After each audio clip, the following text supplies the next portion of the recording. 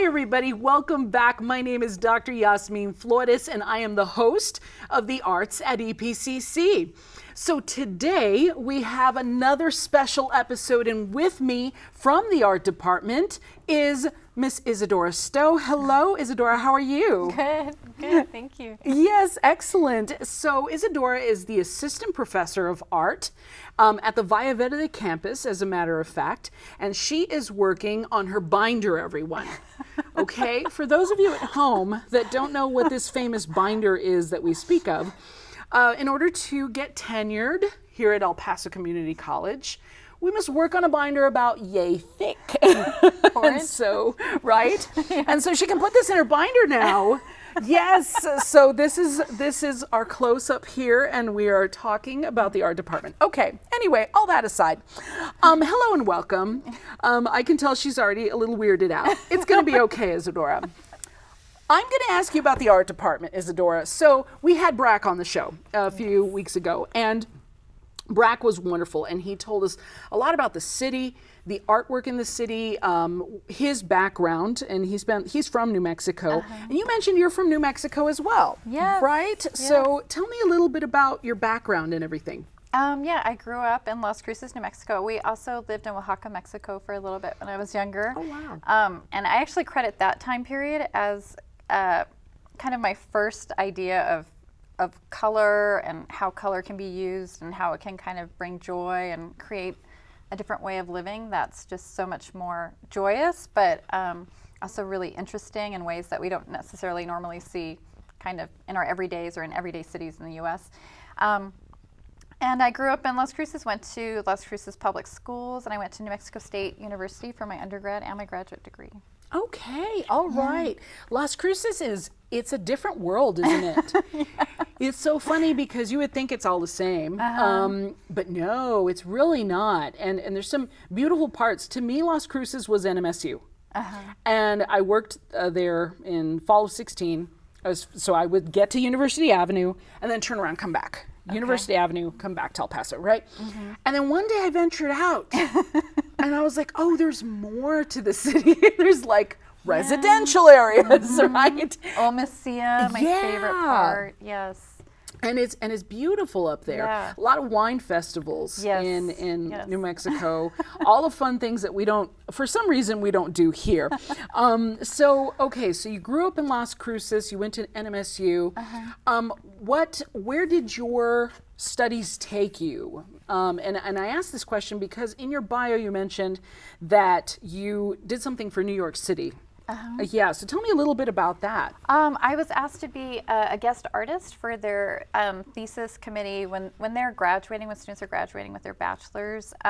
They have a thesis show, and so I was asked to come in and speak with the students. It was all virtual because they were virtual, and talk to them about their work and what they're thinking about and how they're thinking about going out into the world after they graduate and what that looks like as a professional artist. Because I'm also an arts educator, but I'm also a professional artist. So having that practice is something that allows me to also kind of go out into the world a lot. I have shows all over the U.S. and I have some work in a show in Canada right now. And wow. It's just a really wonderful thing that I get to do. And also I get to teach and talk about art all the time. So that's the best of both worlds. Yeah. I get to be with the artists all the time. It's like perfect. Absolutely. And so let me ask you a question. So what is the name of the location in New York City that you do this critiquing for? It was Parsons School of Art. Okay, Parsons School. Yeah. Okay, very good. Awesome. And to explain, in case people are confused about critiquing, so this is, you're looking at students' artwork. Right. You're looking at people's portfolios and you're looking at their work. And a thesis would be kind of like the cohesive portfolio that students are working on in terms of showing their individual voice and their own work as opposed to more structured kinds of assignments. And so critiquing in art is you look at the work and you look at the objectives that were around the assignment or what people were going for, and then you give positive or not, I can't remember the word right now, but you give feedback about how people are trying to get to that place and what could help them, what technical aspects could help them, and what people are seeing. Because so much of making art is not really seeing what you're actually doing, and if that's coming across to other people, it's visual communication. So it's really important to check in with other people who have this kind of skilled eye, and your peers and other people, just to see what you're actually doing, and what you think you're doing is what you're actually doing, and how you can get there better. Because everybody's, done a little of something else and can offer really good constructive feedback about how to get to the place that you want to get with your work, because there's never perfect work. You're always kind of striving or trying to make things better. Right. Of course, I know. And so I can imagine. So now, how did you mentioned Canada? Okay, break down to me what you're doing in Canada and how you got that opportunity. Sure. So a lot of opportunities for artists are open calls. So people will have exhibition calls, and you submit your work. And then based on what the curator or the people who are judging, it just depends on the opportunity, they will include your work. And so this work was specifically for artist mothers. So it was a little bit more niche in that way. And it was it's with a museum, and it's with another gallery. So people kind of move around to the gallery and to the museum and see the work. And so it's highlighting kind of the unseen labor of women, and women making work despite being parents, and despite having other, day jobs too. So it's highlighting that work. That's awesome. Yeah. That is really cool. So what brought you back to El Paso? I love the area, and I one of my good friends, when I went to graduate school, he knew I loved teaching. I was teaching at New Mexico State University, and he said, a teacher didn't show up for this art class. We need a teacher. Would you be willing to teach this class? And I said, yeah, of course. So that's how I got started with El Paso Community College. And then that class did really well, and they asked me to do another class and another class. And I ended up getting the Adjunct Faculty Achievement Award, which was so wonderful. And then I ended up being an emergency hire, and then I was a lecturer, and now I'm tenure track. So I've been with the college for 11 years. Wow. Oh my goodness. That's awesome. That's really terrific. So you know EPCC very well. And got to teach on all the campuses, Fort Bliss, Transmount. I've been at all of them. So yeah. Right. And so right now you're at Via Verde mainly. You're teaching a course at Mission. Yes. Okay. And so tell me a little bit about the courses that you teach at El Paso Community College. You mentioned several. What are those? So I teach Drawing 1, Drawing 2, Figure Drawing. Not all the time. We offer different stuff, and sometimes we do different classes, but 2D design, art history, Painting 1, Painting 2. So both of the art histories, which are prehistoric to Renaissance, Renaissance to contemporary, and then art appreciation. Wow, that's a lot. Oh my goodness. They're all wonderful, yeah. Yeah, that sounds like a lot of fun. So talk to me a little bit about Design 1 and Design 2. What are those? And Yeah, so Design 1 is two-dimensional, so you're dealing mostly with two-dimensional things, and Design 2 is 3D, so you'd be doing sculpture, that like what Brack teaches. Okay. And so so Design 2 is, we're really looking at compositional elements. We're looking at the foundations, the grammar, the vocabulary of art, and then we're learning how to build off of those things and really understand them, like color theory and just all these different methods of being able to articulate form through different techniques. Can you explain color theory to me? Is that dangerous? Do we have enough time? We don't have enough time. Oh, okay. It's a 2-hour lecture, but it's a whole class. You can take a whole class just on color theory. Yeah, I did. Wow. Many times. Yeah. Oh my goodness. Yeah, it's wonderful. I look at it when I'm creating any kind of advertisements for the music program, and the colors that I want to do in the background, I'm like, I don't know, and I don't trust myself. I wear black pants and a colored shirt all the time because that is safe, right? Yeah. You know what I mean? Because if I try to coordinate things, I love your outfit, and I have to comment on this. I would not be that daring, but it works. It totally works. It makes sense to me because it's a pattern on a pattern. Yeah.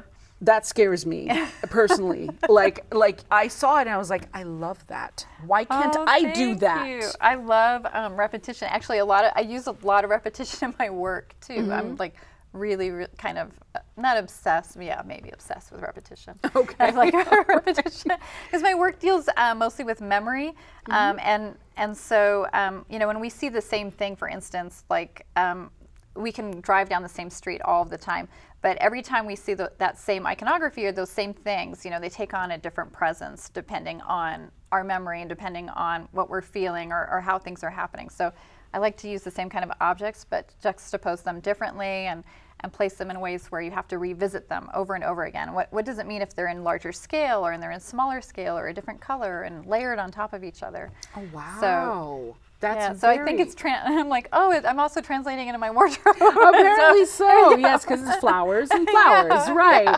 That's awesome. So, okay, so and you're going, and I was just thinking about the design 1 class and the design 2. So I remember the design 2, there's this adorable little 3-dimensional jacket made of cards. Yeah, that's amazing. That's Sorella's project, and it's phenomenal. Yeah, they're so cool when they put them up, and they're always different every semester. So and so they're so fun. I know, and I'll never forget that one because it caught my eye. I was like, "What? Oh, that's so cool!" And so so that's design.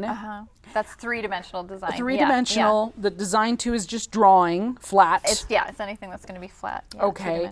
Painting. Similar elements, like as far as I'm thinking of, the famous thing you guys, it's the first thing you guys teach. It's perspectives, right? Oh, linear perspective. There you go. That I see you doing that. This. Linear perspective.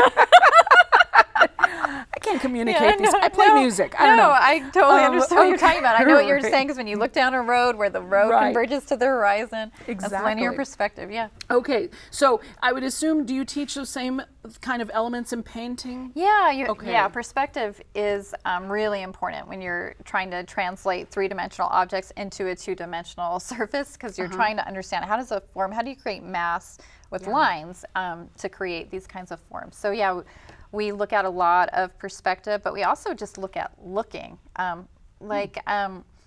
Teaching you how to see is really a lot about drawing and painting. It's looking at things and seeing how they appear in space and how do you articulate, the curvature of them, the contour of them, and then add the value. So we're always dealing with value. Like when you think of like a cloud and you think, oh, a cloud's white, right? But a cloud, like if you really look at a cloud, like a very tiny bit of that cloud is actually white. So all of it is all those different dimensions of white, and how you articulate that, that's how you create the form when you're trying to re-show, something that's from reality and repurpose it in this 2-dimensional way. Right. I grew up watching Bob Ross. Yeah. And I know artists always laugh because we're like, right, the happy unofficial little trees, right?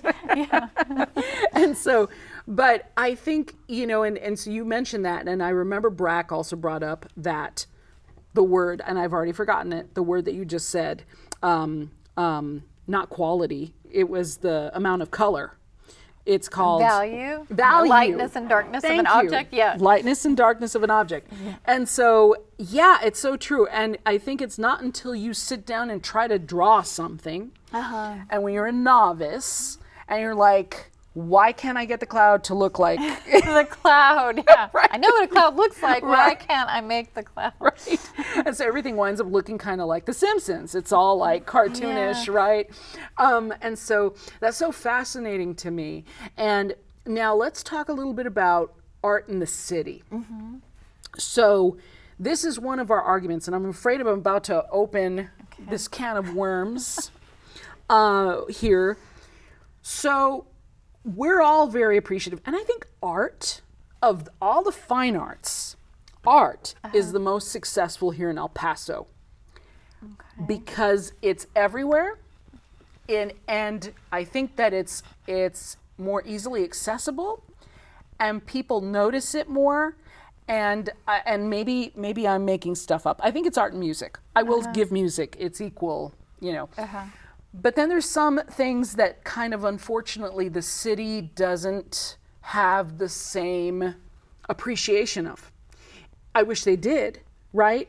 And so I guess where I'm going with this, because you look confused. Sorry. I'm like, I agree with you. The arts are completely under-recognized. Undervalued. Yeah, undervalued. And so Brack and I had talked about graffiti. My generation, it was considered, they were trying to paint over it. Right. Now it's art, right? Art is everywhere. What is your favorite installation here in the city, or what is your favorite like go-to place that it just inspires you?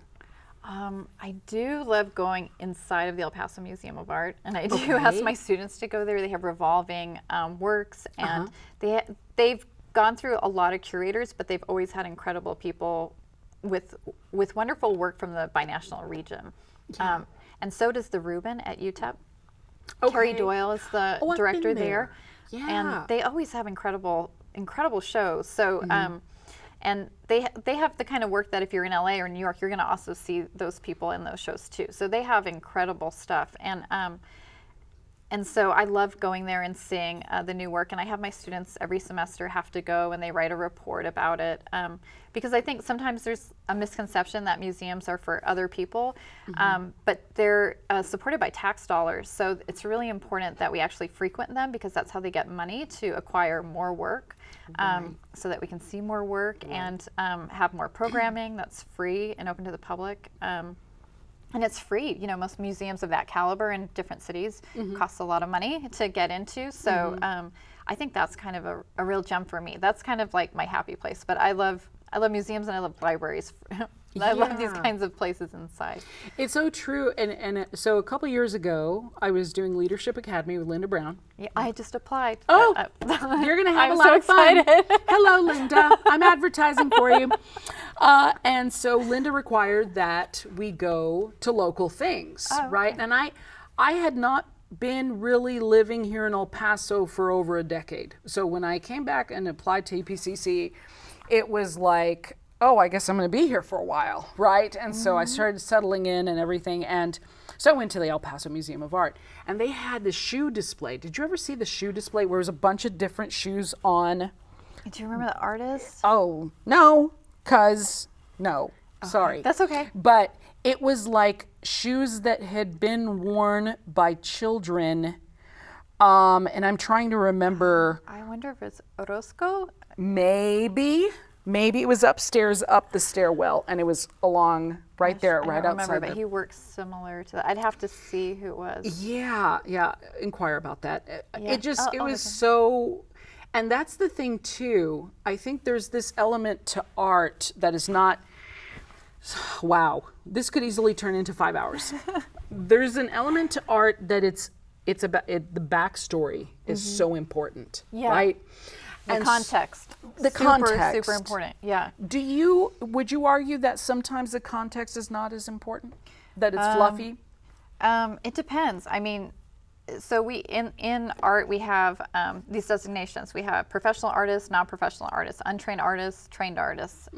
So when we say professional or trained artists, what we're talking about is people who have a lot of art history. They know what they're looking at and know what they're making in terms of, they have all that context. They know, okay, this is from this time period. This is why we're looking at this and why this is here and why this is important, et cetera. But I also think that it can blur, you don't need all of that. You can have this aesthetic experience, which is what all art is it's asking you to have your own aesthetic experience. How are you taking this in? How does this feel to you? You know, how does this look? How does this sound?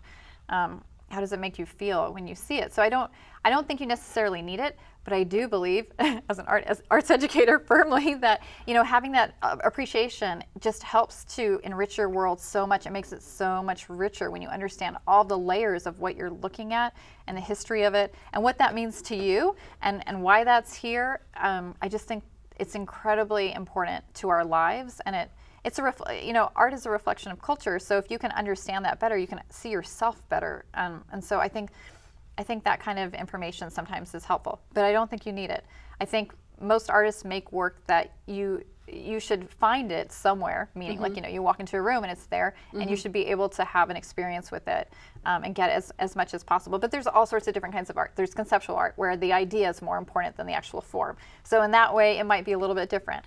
So it just depends on the art form and what that artist is trying to convey and how that's getting conveyed. But I think I think all art asks you to come to it no matter what, whether you know about it or not.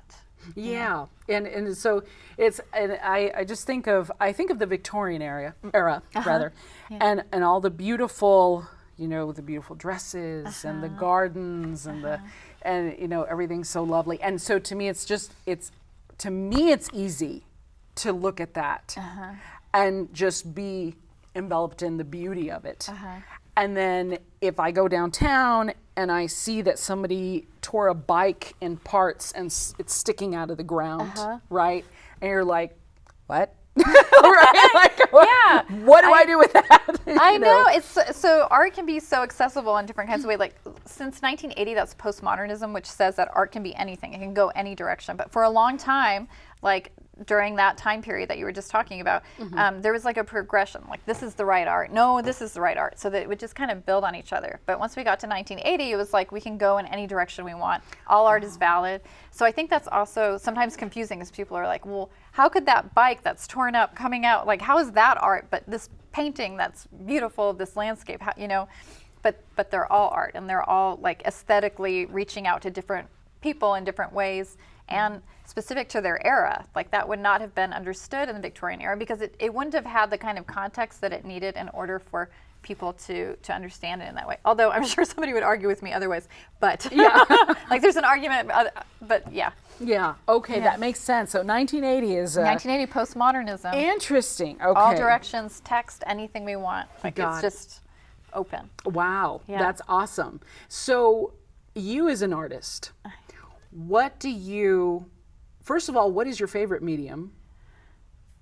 Painting, drawing, I don't know. That's clay, so hard. It's ceramics. like, who's your favorite child? I don't know. I'm more 2D though. I would have to say I'm more 2D. That's what I'm really comfortable in. So painting, I do a lot of painting and printmaking and drawing in my work. And I also do a lot of video work, which is considered 4D. So that's like the time-space continuum where you capture time is 4D. Okay. So I'm really into 4D, but I also do some elements of 3D in some of my installations. But when I walk into a museum, the things I notice are the printmaking and the painting. That's what I'm like, and the painting. Awesome. The sculpture, sometimes I just like walk right by. I don't even see it. Okay. So, whereas Brack would probably be like at the sculpture, and Right. then I don't know. He's actually really multifaceted, like with work in sculpture and drawing. Sometimes you find people who are more 2D and more 3D. You kind of branch out that way. But, Okay, how interesting. Yeah. So that's your favorite thing. So of all the courses you teach, now I have to ask you again, what is your favorite, I guess, what is your favorite era? Postmodernism, I guess, would be my favorite. Because it's just opened up the world and it's so much more pluralistic. Until we get to a certain point, like it's 90% white males telling these stories. Until we get to like the 1980s, we start to realize that there are so many other ways to have a voice in art. And so in that way, it's a lot more interesting to me because it becomes pluralistic, LGBTQ. There's just so much more different voices talking about things that had not been talked about before in the art historical Western record, in museums and in textbooks, etc. Let me ask you a question. Yeah. Okay, so I'm torn in music about whether to continue to teach the Western European artists, right? Yep. Because traditionally, I think my fear as a teacher is if they go somewhere else, like they're going to be expected to know these foundational principles that everything's built off of. That yes, I Yes. know. I struggle with this too, so I always throw in somebody else. And I always have to preface it. This is the Western perspective. But look, when we look at Eastern art, or we look at what people were doing in Africa at the same time, what are they making and what? And so I do a lot of contextualizing because I feel like it's needed. But these books, this is also another thing. The textbooks, they're, most art history textbooks have like 5 or 10 women in them. We worked really hard to find better books, and we have, I think, what's one of the best books that is more pluralistic. But historically, when I went to school, I learned about like 5 women artists in 4 years of, art history, and it's like, so I think that it's definitely, we need to kind of have these different conversations and start to pluralize like what it was and what it is to be an artist.